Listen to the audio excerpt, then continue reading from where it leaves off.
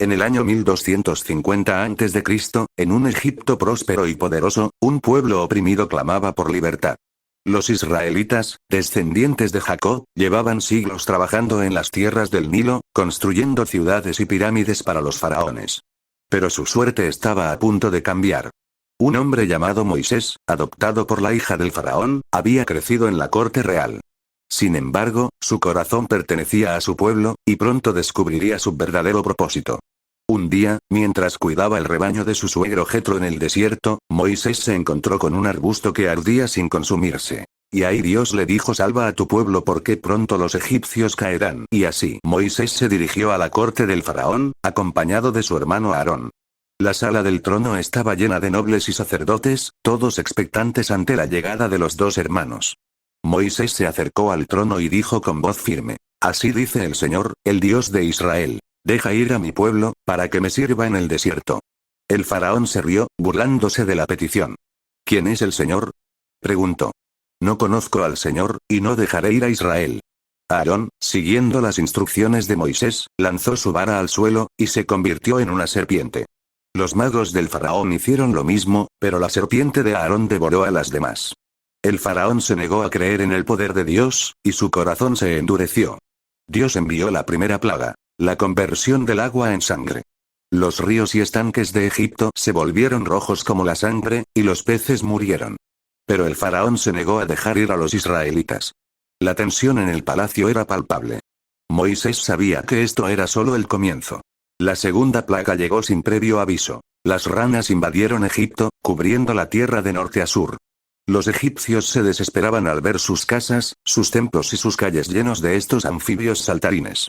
El faraón, desesperado, llamó a Moisés y a Aarón y les dijo: rueguen al Señor para que quite las ranas de mí y de mi pueblo, y dejaré ir a los israelitas. Moisés accedió, y las ranas murieron, pero el faraón se negó a cumplir su promesa. La tercera plaga fue la de los piojos. Los magos del faraón se dieron cuenta de que no podían imitar a Dios y dijeron: esto es el dedo de Dios. Pero el faraón se endureció aún más. La cuarta plaga fue la de las moscas, que solo afectaron a los egipcios, sin tocar a los israelitas en la tierra de Gosén. El faraón intentó negociar con Moisés, ofreciéndole dejar ir a los israelitas si cesaba la plaga. Moisés accedió, pero el faraón se retractó de su promesa. La quinta plaga fue la muerte del ganado. Los animales de Egipto murieron, mientras que los de los israelitas se salvaron. El faraón se negó a ceder, y su corazón se endureció aún más. La oscuridad se cernía sobre Egipto, y Moisés sabía que las cosas iban a empeorar. La sexta plaga fue la de las úlceras. Los egipcios y sus animales se cubrieron de dolorosas llagas, y los magos del faraón no pudieron soportar el dolor. El faraón se enfureció aún más, y su corazón se endureció como la piedra. La séptima plaga fue la de la lluvia de granizo y fuego. El granizo cayó sobre Egipto, destruyendo las cosechas y matando a los animales que habían sobrevivido a la quinta plaga. Los egipcios se aterrorizaron al ver el poder de Dios. El faraón, temiendo por su vida, llamó a Moisés y a Aarón y les dijo: he pecado. El Señor es justo, y yo y mi pueblo somos impíos. Moisés accedió a orar por él, y el granizo cesó. Pero cuando el faraón vio que había cesado la plaga, se endureció aún más y se negó a dejar ir a los israelitas. Dios endureció su corazón, y el faraón se convirtió en un instrumento de la voluntad divina. La octava plaga estaba a punto de llegar. La octava plaga fue la de las langostas. Un viento del este las trajo sobre Egipto, y devoraron lo que había quedado después del granizo. Los egipcios se desesperaron, y los siervos del faraón le rogaron que dejara ir a los israelitas. ¿Hasta cuándo hemos de ser engañados por este hombre?, le dijeron. Deja ir a estos hombres, para que sirvan al Señor su Dios. El faraón llamó a Moisés y a Aarón y les dijo: id, servid al Señor vuestro Dios. ¿Quiénes son los que han de ir? Moisés respondió: hemos de ir con nuestros jóvenes y nuestros ancianos, con nuestros hijos y nuestras hijas, con nuestras ovejas y nuestras vacas, porque es nuestra fiesta solemne al Señor. El faraón se enfureció y dijo: vete de aquí. Guárdate de volver a ver mi rostro, porque en el día que vieres mi rostro, morirás. Moisés respondió: bien has dicho, no veré más tu rostro. La ira del faraón era palpable, y Moisés sabía que la última plaga estaba cerca. Dios habló a Moisés y a Aarón en la tierra de Egipto, diciendo: este mes os será principio de los meses. Para vosotros será este el primero de los meses del año. Les dio instrucciones sobre la Pascua, la fiesta que conmemoraría la liberación de los israelitas. Tomad un cordero por familia, y sacrificadlo al atardecer del día 14 de este mes. Tomad de la sangre y ponedla en los dos postes y en el dintel de las casas donde lo comiereis. La sangre del cordero sería el signo de la salvación para los israelitas. Los israelitas obedecieron, y en la noche del día 14, Dios pasó por Egipto, hiriendo a todos los primogénitos de los egipcios, desde el hijo del faraón hasta el hijo de la sierva. Pero en las casas de los israelitas, donde había sangre del cordero en los postes, la muerte pasó de largo. El faraón se levantó aquella noche, y todos los egipcios, y hubo un gran clamor en Egipto. El faraón llamó a Moisés y a Aarón y les dijo: Salid de en medio de mi pueblo, vosotros y los hijos de Israel, e id a servir al Señor como habéis dicho. Los egipcios los apremiaban para que salieran, porque decían: todos somos muertos. Los israelitas salieron de Egipto con gran prisa, llevando consigo la masa sin fermentar para hacer pan. Se calcula que eran alrededor de 600.000 hombres, sin contar mujeres y niños. También salieron con ellos una gran multitud de personas de otras naciones, que se habían unido a ellos. Tomaron sus rebaños y sus ganados, y se dirigieron hacia el Mar Rojo. Moisés tomó consigo los huesos de José, que había hecho jurar a los hijos de Israel que los llevarían consigo cuando Dios los visitara. Los israelitas partieron de Ramsés hacia Sucot, y luego hacia Etam, en el borde del desierto. La columna de nube se puso delante de ellos, guiándolos durante el día, y la columna de fuego durante la noche. El faraón, al enterarse de que los israelitas habían huido, cambió de opinión y decidió perseguirlos con sus carros y soldados. ¿Por qué hemos hecho esto?, se preguntaban los egipcios. ¿Por qué hemos dejado ir a Israel, y nos hemos quedado sin siervos? La persecución había comenzado. Los israelitas se encontraban atrapados entre el mar y el ejército egipcio. Los israelitas se aterrorizaron al ver al ejército egipcio acercarse. ¿No había tumbas en Egipto?, gritaban. ¿Nos has traído a morir en el desierto? Moisés les respondió con calma: no temáis. Estad firmes, y ved la salvación que el Señor hará hoy con vosotros. Dios le dijo a Moisés: ¿por qué clamas a mí? Di a los hijos de Israel que marchen. Moisés levantó su vara sobre el mar, y Dios hizo soplar un fuerte viento del este que dividió las aguas. Los israelitas entraron en el mar, y las aguas se dividieron en dos murallas a su derecha y a su izquierda. Los egipcios los siguieron, pero Dios les confundió y les hizo detenerse. Cuando los israelitas llegaron al otro lado, Moisés extendió su vara de nuevo, y las aguas se cerraron sobre el ejército egipcio. Los israelitas vieron a los egipcios muertos en la orilla del mar. La liberación había sido milagrosa. Los israelitas cantaron un cántico de alabanza a Dios, celebrando su victoria. Cantemos al Señor, porque ha triunfado gloriosamente, cantaron. Caballo y su jinete ha arrojado en el mar. La fe de los israelitas se había fortalecido, y sabían que Dios estaba con ellos. Después de cruzar el Mar Rojo, los israelitas se dirigieron al desierto de Shur. Durante 3 días, no encontraron agua, y cuando finalmente llegaron a Mara, el agua era amarga y no podían beberla. Los israelitas se quejaron contra Moisés, diciendo: ¿qué beberemos? Moisés clamó a Dios, y Dios le mostró un árbol que, cuando fue arrojado al agua, la hizo dulce. Luego, llegaron a Elim, donde había 12 fuentes de agua y 70 palmeras. Allí se establecieron y se refrescaron.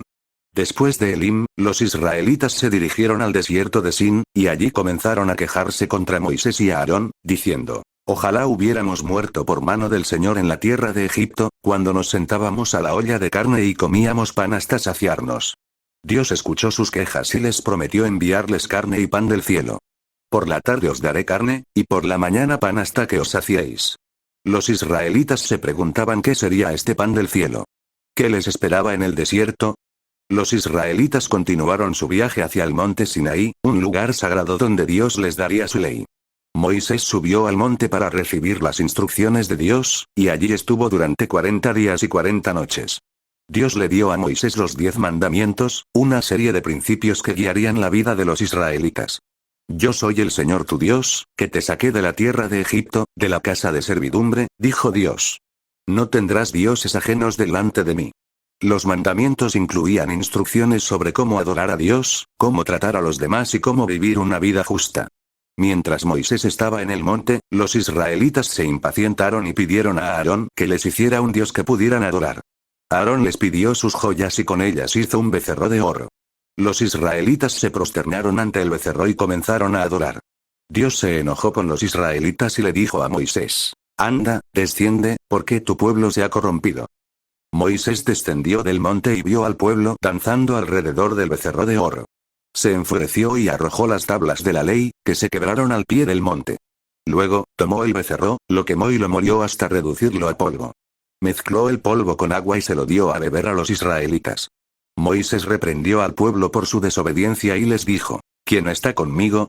Los levitas se pusieron de su lado y mataron a unos 3000 hombres que habían adorado al becerro. Moisés se dirigió a Dios y le pidió que perdonara al pueblo. Dios respondió que aquellos que habían pecado serían castigados, pero que él seguiría con los israelitas. Dios le ordenó a Moisés que tallara 2 nuevas tablas de piedra y que subiera de nuevo al monte. Allí, Dios renovó su pacto con los israelitas y le dio a Moisés una visión de su gloria. La presencia de Dios se manifestó en una nube, y Moisés habló con él cara a cara. Después de la renovación del pacto, Moisés descendió del monte con un resplandor en su rostro que reflejaba la gloria de Dios. Los israelitas se asustaron al verlo y se mantuvieron a distancia. Moisés les explicó que la gloria de Dios había descendido sobre él mientras hablaba con él. Moisés estableció un sistema de jueces para ayudar a resolver los conflictos entre los israelitas.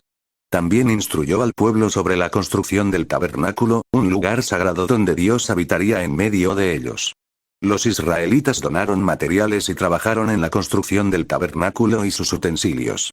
Bezalel y Oholiab, 2 artesanos habilidosos, dirigieron la construcción del tabernáculo. Cuando finalmente estuvo terminado, la gloria de Dios descendió sobre él y lo llenó de su presencia. Moisés no podía entrar en el tabernáculo debido a la intensa gloria de Dios.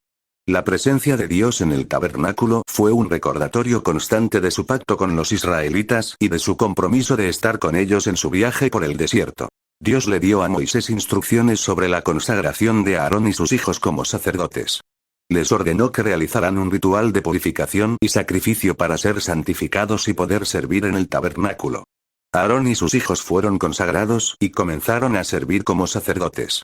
Durante 8 días, Aarón y sus hijos realizaron sacrificios y rituales para purificar y consagrar el tabernáculo y a sí mismos. Al 8º día, Moisés les ordenó que realizaran un sacrificio especial para la dedicación del altar. La gloria de Dios se manifestó de nuevo, y un fuego salió de la presencia de Dios y consumió el holocausto y las grasas sobre el altar. Aarón y sus hijos ofrecieron sacrificios y bendijeron al pueblo. La gloria de Dios se manifestó al pueblo, y todos se postraron y adoraron. Sin embargo, Nadab y Abiú, 2 de los hijos de Aarón, ofrecieron fuego extraño ante Dios, lo cual no les había sido ordenado. La gloria de Dios se manifestó de nuevo, y un fuego salió de la presencia de Dios y los consumió. La muerte de Nadab y Abiú fue un golpe para Aarón y su familia. Moisés les recordó que debían seguir las instrucciones de Dios exactamente, sin agregar ni quitar nada. Les dijo que debían mantener la santidad y la pureza en el servicio a Dios. Los israelitas continuaron su viaje por el desierto, y Dios les dio instrucciones sobre la pureza y la impureza ritual. Les enseñó sobre los alimentos puros e impuros, y les dio leyes sobre la purificación después de tocar un cadáver o tener una enfermedad. Moisés también les dio instrucciones sobre la celebración de la Pascua y la fiesta de los panes sin levadura. Les recordó que debían conmemorar la liberación de Egipto y la obra de Dios en sus vidas. Mientras tanto, el pueblo comenzó a murmurar de nuevo, esta vez por la falta de comida variada. Dios escuchó sus quejas y les envió codornices, pero también les dio una advertencia sobre la codicia y la ingratitud. Los israelitas continuaron su viaje por el desierto, y Moisés enfrentó nuevos desafíos. María y Aarón hablaron en contra de Moisés, cuestionando su autoridad y su matrimonio con una mujer cusita. Dios escuchó sus palabras y se enojó con ellos. Dios llamó a Moisés, Aarón y María a la puerta del tabernáculo y les habló directamente. Les reprendió por hablar en contra de Moisés, a quien había elegido como su siervo fiel. María fue castigada con lepra, y el pueblo no pudo seguir adelante hasta que ella fue sanada. Moisés intercedió por María, y Dios la sanó después de 7 días de aislamiento fuera del campamento. El pueblo continuó su viaje, y llegaron a Cades, un lugar donde se detuvieron durante mucho tiempo. En Cades, Moisés envió a 12 espías a explorar la tierra de Canaán, que Dios les había prometido darles. Los espías regresaron con un informe mixto. Algunos dijeron que la tierra era buena y que podrían conquistarla, mientras que otros dijeron que era demasiado difícil y que los habitantes eran demasiado fuertes. La mayoría de los espías dieron un informe negativo sobre la tierra de Canaán, y el pueblo se desanimó. Comenzaron a murmurar contra Moisés y Aarón, diciendo que hubieran sido mejor muertos en Egipto o en el desierto. Querían elegir un nuevo líder y regresar a Egipto. Josué y Caleb, dos de los espías que habían dado un informe positivo, trataron de calmar al pueblo y animarlos a confiar en Dios. Pero el pueblo no les creyó y comenzó a apedrear a Moisés, Aarón, Josué y Caleb. Dios intervino y le dijo a Moisés que el pueblo no entraría en la tierra prometida debido a su incredulidad y desobediencia. Solo Josué y Caleb serían los que entrarían en la tierra. Moisés intercedió por el pueblo, pero Dios mantuvo su decisión. El pueblo se dio cuenta demasiado tarde de su error y decidió ir a conquistar la tierra de todos modos, sin la guía y el apoyo de Dios. Fueron derrotados por los amalecitas y los cananeos, y muchos de ellos murieron.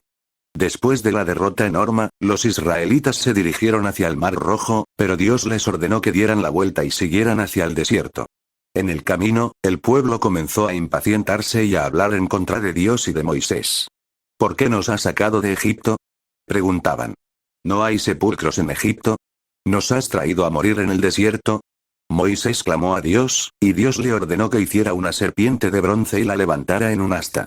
Quien quiera que mirara a la serpiente de bronce después de haber sido mordido por una serpiente venenosa, sería sanado. La serpiente de bronce se convirtió en un símbolo de la salvación y la fe en Dios. Los israelitas que habían sido mordidos por las serpientes venenosas miraban a la serpiente de bronce y eran sanados.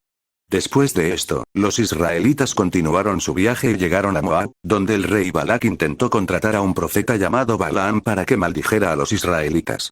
Pero Dios se apareció a Balaam y le ordenó que bendijera a los israelitas en lugar de maldecirlos. Balaam se dirigió al lugar donde se encontraban los israelitas, pero Dios le envió un ángel para que se opusiera a él. El ángel se apareció al burro de Balaam, y el animal se desvió del camino. Balaam golpeó al burro para que siguiera adelante, pero el ángel se apareció de nuevo y el burro se acostó debajo de Balaam. Finalmente, Dios abrió los ojos de Balaam, y él vio al ángel. El ángel le dijo a Balaam que solo hablara lo que Dios le ordenara. Balaam se dirigió al rey Balac y bendijo a los israelitas en lugar de maldecirlos. Balaam profetizó sobre la grandeza de Israel y la estrella que saldría de Jacob. Dijo que Israel sería una nación poderosa y que Dios los bendeciría. El rey Balac se enfureció con Balaam, pero Balaam se mantuvo fiel a la palabra de Dios. Los israelitas se quedaron en las llanuras de Moab, y Dios les ordenó que contaran el número de hombres de 20 años o más que fueran aptos para la guerra. El censo se realizó, y los resultados se registraron. Después del censo, Dios le dio a Moisés instrucciones sobre la división de la tierra de Canaán entre las tribus de Israel.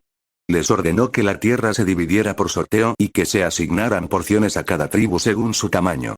Dios también les dio instrucciones sobre las ciudades de refugio, donde los que habían cometido homicidio involuntario podrían encontrar seguridad y protección.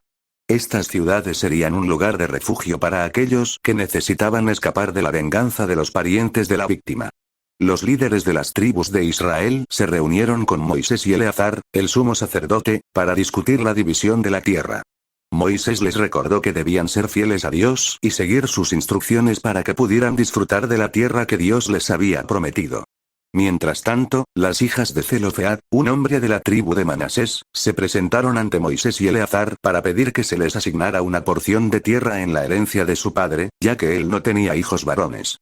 Moisés les dio la razón y les ordenó que se les asignara una porción de tierra junto con sus parientes. Moisés revisó las instrucciones de Dios sobre la división de la tierra y recordó al pueblo que debían ser fieles a Dios y seguir sus mandamientos. Les recordó que la tierra era un regalo de Dios y que debían cuidarla y protegerla. Después de revisar las instrucciones, Moisés se preparó para dejar al pueblo y subir al monte Abarim, donde Dios le había dicho que moriría. Moisés le pidió a Dios que nombrara un líder para que guiara al pueblo después de su muerte. Dios nombró a Josué como el nuevo líder de Israel y le ordenó que se presentara ante Eleazar, el sumo sacerdote, para recibir instrucciones y guía. Josué fue comisionado para liderar al pueblo en la conquista de la tierra de Canaán. Moisés subió al monte Abarim y vio la tierra que Dios había prometido a los israelitas. Dios le dijo a Moisés que había llegado el momento de que muriera y se reuniera con sus antepasados. Moisés murió en el monte Nebo, y Dios lo enterró en un lugar desconocido. El pueblo de Israel lloró la muerte de Moisés durante 30 días, y Josué asumió el liderazgo del pueblo. La muerte de Moisés marcó el final de una era y el comienzo de una nueva etapa en la historia de Israel.